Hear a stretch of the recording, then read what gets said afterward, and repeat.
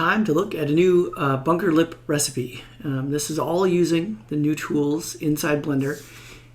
My goal with it was to come up with a way to get a lip that looks a little more rounded over, a little more like it has a modeled shadow underneath it, so it looks like an overhang, but it's not.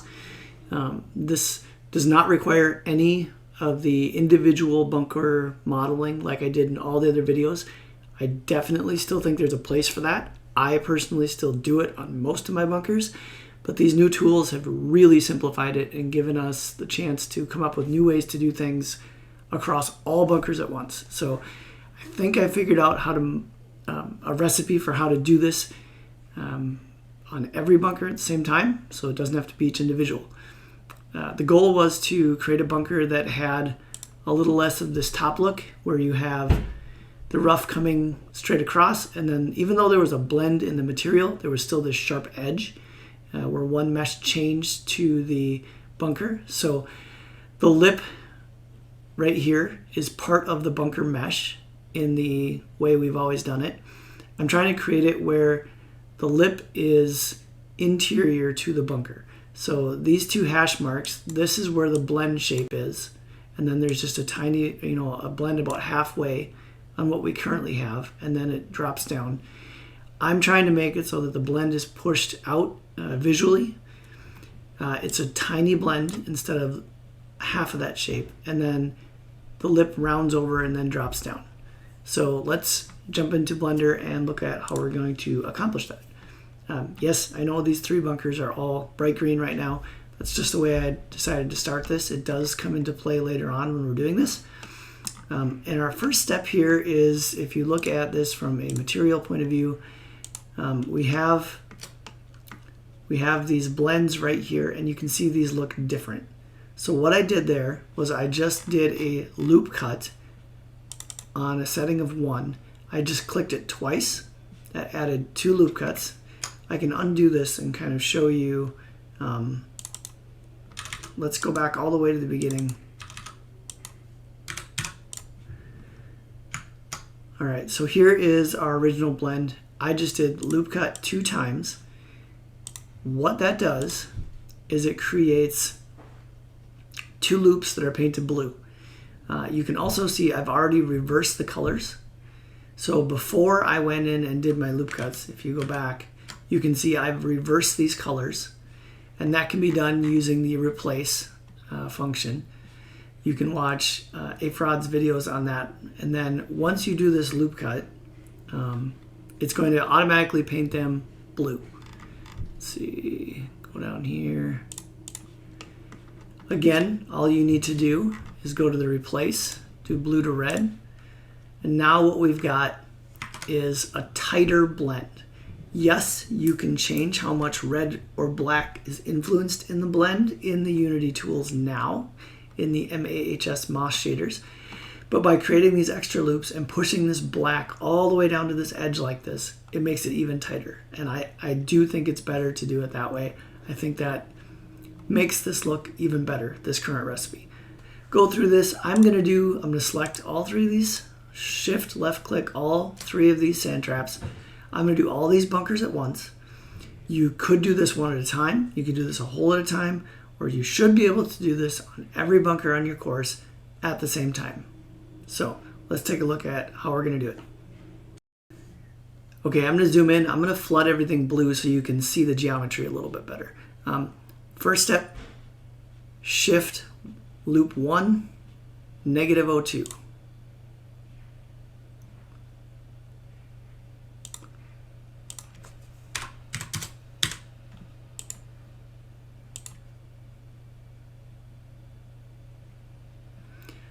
After those shifts, we're going to do our depth settings.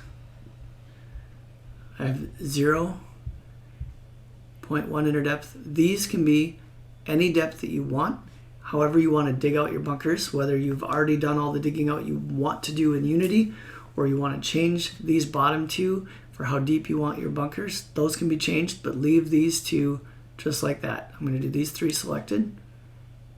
Now what that did was it brought this loop up. It brought it up so that it's level with this blend shape, so it's straight across. Now I'm going to do loop cut at 1 and then change it and do loop cut at 2. Loop slide 5, 0.2. Loop slide 4, 0.05. Now we're going to paint red loop 3 and 4. Now we're going to change from red to red. Nothing is going to appear to happen, but what that does when you do the change vertex, it actually, as a byproduct, selects those vertices. So now when we do shift, or when we do tab into vertex mode, so we edit vertex, you'll see those red loops are now selected. Now we can move everything at once. So we're going to do the G key to move, Z axis. So now we're going to move it negative 0.015. It drops it down just a tiny bit lower. Now we can click off, shift back to object mode.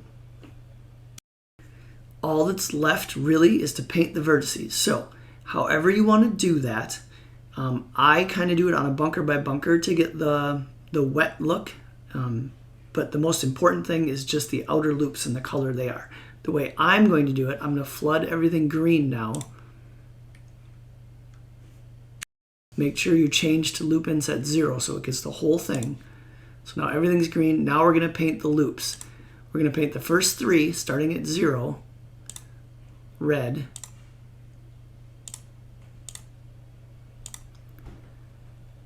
And then number 4, which is actually loop inset 3, we're going to paint black. And now to add a little bit of interest, we're going to do some random sliding on these. So we're going to do 3, I think it is. We're going to do 3 and 4, a random amount of 0.5. So random and 4. All right. Now the last thing you do is paint the blue color, which is the bottom of the bunker. Now this can be done with the tools, like I said, with the wet paint or slope paint. You'd want to do that first, but I'm doing it last because I am going to do each bunker individually on this. I just think it works out better. So I'm going to select just one bunker at a time, go to my circle tool, and I'm just going to kind of randomly grab the lowest parts of these bunkers and select them and paint them blue.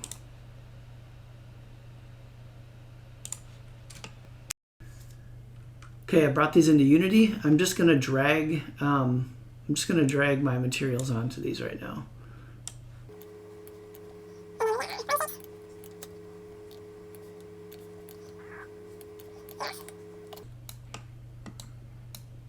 Now you can see kind of the shadow look we've got there. And if we add our 3D grass to stuff, I'm just going to add the grass on. We'll zoom back down in here. You can see, hopefully,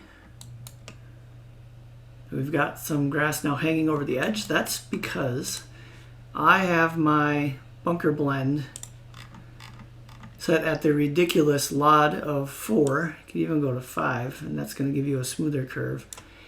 You would never want to do that on your overall grass, but because this grass is only covering such a small area, it's not generating that many grass blades, and it's not going to be a performance hit.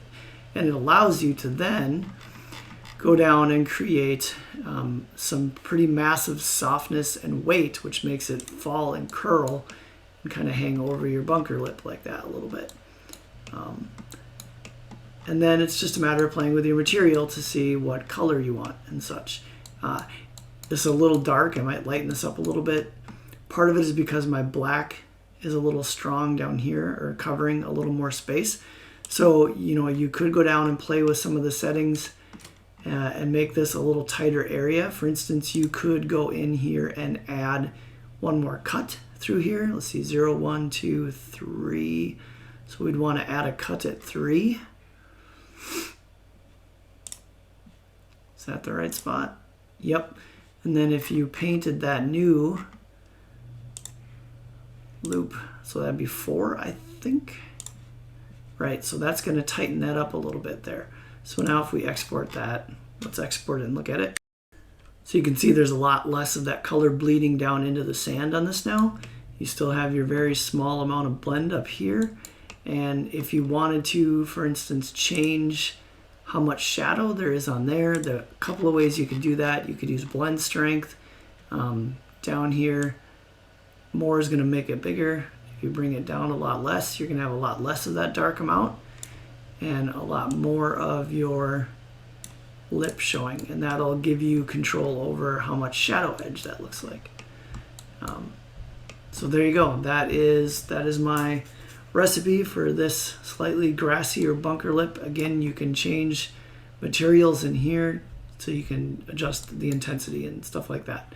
And if you want the lip to curl farther into the grass top, that's just a matter of adjusting the auto blend shape, because that's the auto blend right up here. So when I added those loops, if I take off my grass on these two, when I added the loops in, that made this blend very tiny where that black is here. If you adjusted how that moves into there, if you adjusted the number of loop cuts or didn't adjust your loop cuts, then you would not have as much going on there. You'd have a softer blend. So you could bring like this back. See, that's the black. So you can still control it here. You can see how the black is influenced there. But I didn't want too much dirt going up into the grass. I wanted that to be pretty subtle like that. So, I mean, you're really talking about things you hardly notice once you have the 3DG on it anyway. So let's jump back in and show you just the 2 other things you can change. So one thing I haven't got to work well with the tools is the smoothing. You can smooth interior, but that's going to do everything but the outer loop. That's not really what we want here. I suppose you could mess around with the Vertex colors before you go through all this to smooth, or if you really don't like it, let's look at it. Here's the whole bunker now. And if you were to smooth it, you're going to get a better result, but you're going to have to hide probably at least that many loops. So you can select them all and hide them, or you could just actually just invert your selection. So Control I to invert, right click O to smooth. I would do everything on at least probably 3 or so. Let's look at the difference that makes. All right, let's watch it update in Unity. I just think it's a lot smoother, a lot better color if you go with it that way. And then the other thing you can still do that I did in a lot of my other videos is just adjust, give some randomness to the lip height. But this is going to be on a bunker by bunker basis. There's no way to automate some of this. I would probably hide at least those top 3 because we don't want to separate meshes. And this is the same things that I've done before in some of my videos where I'm just going to change with proportional editing, grab and move it down or down or up. Either way, I would go down just ever so a little bit. Alt-H to unhide everything. I don't even know if that's enough to notice a difference. Let's take a look. All right, so it did it on this side where the light is pretty bad. Let's adjust our lighting a little so we can see that side. I didn't do it very much, so you can see a very slight amount of change, narrower, deeper lip. Totally unnecessary, totally fun to do. You could do it more, you could do it less. You're going to want to move those loops down though. If you move them up, they're going to go over. But anyway, that's all I got. You can get that result on every bunker at once. And you could probably manipulate the Vertex loop selection to smooth everything at once too. I just didn't really think of that till just now. There you go. Thanks for watching.